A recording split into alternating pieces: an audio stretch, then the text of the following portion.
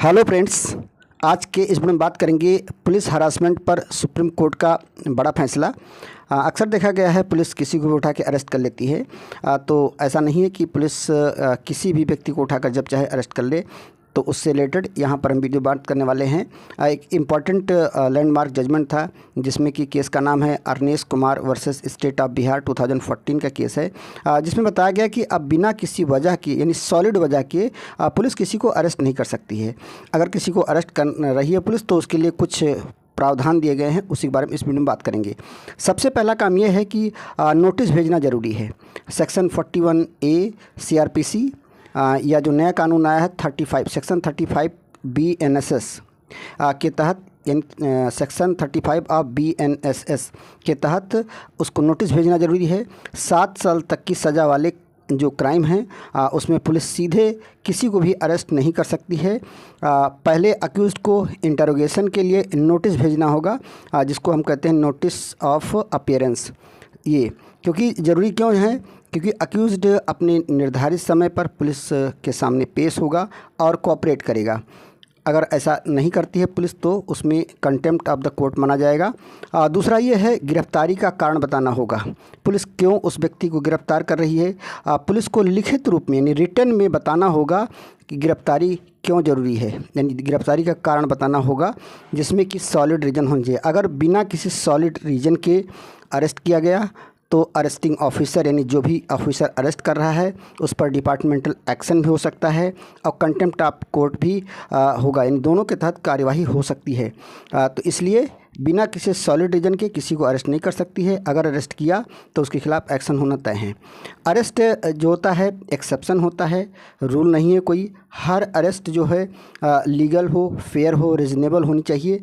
अगर किसी solid reason के नहीं बिना किसी सॉलिड रीजन के आप अरेस्ट करते हैं तो ऐसे में एक्शन होना तय है आपके खिलाफ। तीसरा स्टेप आता है मजिस्ट्रेट की जिम्मेदारी। बिना किसी सॉलिड ग्राउंड चेक किए यानी जो भी है गिरफ्तार किया गया है उसके लिए कोई सॉलिड ग्राउंड होना चाहिए, उसको चेक करना पड़ेगा। पुलिस कस्टडी रिमांड तभी ऑथराइज होगा, अदरवाइज नहीं। यानी मजिस्ट्रेट बिना सॉलिड ग्राउंड के चेक किए पुलिस कस्टडी यानी रिमांड ऑथराइज नहीं कर सकती है। दूसरा ये है कि आपका रिमांड एप्लीकेशन को ब्लाइंडली अप्रूव करना इलीगल है, यानी ऐसा नहीं है जो पुलिस रिमांड है उसको सीधा ब्लाइंडली अप्रूव नहीं कर सकते हैं जब तक कि कोई सॉलिड रीज़न ना हो। इसमें मजिस्ट्रेट को चेक करना होगा कि अरेस्ट का कारण क्या है, क्यों अरेस्ट किया गया है, उसका सॉलिड रीज़न है कि नहीं है।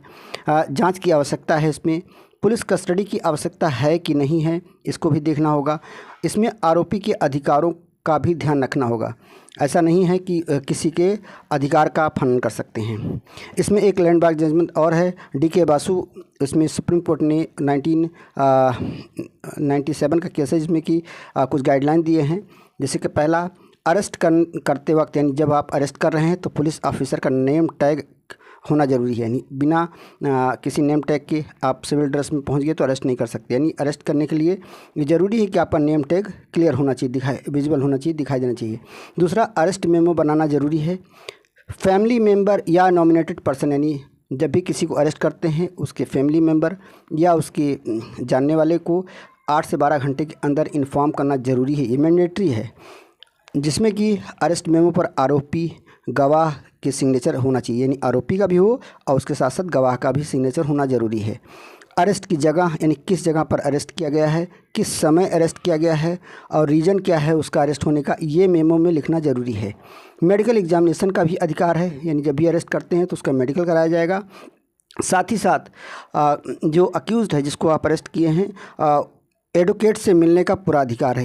वो अपने मनचाहा एडवोकेट से मिल सकता है, बात कर सकता है, अपने पक्ष में सारी बातें वो बता सकता है जो भी हुआ है।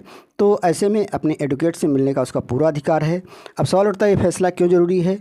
ऑनरेबल सुप्रीम कोर्ट ने अरनेश कुमार केस में कहा है कि अरेस्ट किसी की आज़ादी पर सीधा हमला है। यह फैसला आर्टिकल 21 यानी जो इंडियन कॉन्स्टिट्यूशन का है उसके आर्टिकल 21 के तहत जो कि right to life and personal liberty की सुरक्षा मिली हुई है उसके अधिकारों का हनन होता है। ऐसे में ज़रूरी है कि सभी पहलुओं को ध्यान रखा जाए। तो आई होप आपको समझ में आ गया होगा कि पुलिस किसी को ऐसे अरेस्ट नहीं कर सकती, उसके लिए कुछ गाइडलाइन दिए गए हैं, उसके तहत ही अरेस्ट करना होगा। अदरवाइज़ उस पुलिस अधिकारी के खिलाफ डिपार्टमेंटल एक्शन भी हो सकता है, कोर्ट कंटेम्प्ट ऑफ कोर्ट के तहत भी कार्रवाई होगी। तो आई होप आपको समझ में आ गया होगा। इसी तरह के इंफॉर्मेटिव वीडियो देखने के लिए, इन्फॉर्मेशन लेने के लिए आप चैनल को ज़रूर सब्सक्राइब कर लें। यहाँ पर हम आपके लिए ज़रूरी इन्फॉर्मेशन देते रहते हैं, इसलिए वीडियो को लाइक और चैनल को सब्सक्राइब जरूर कर लीजिएगा। मिलते हैं अगले वीडियो में, तब तक के लिए GS ज्ञान यूट्यूब चैनल सुनने के आपको बहुत बहुत धन्यवाद। जय हिंद, जय भारत।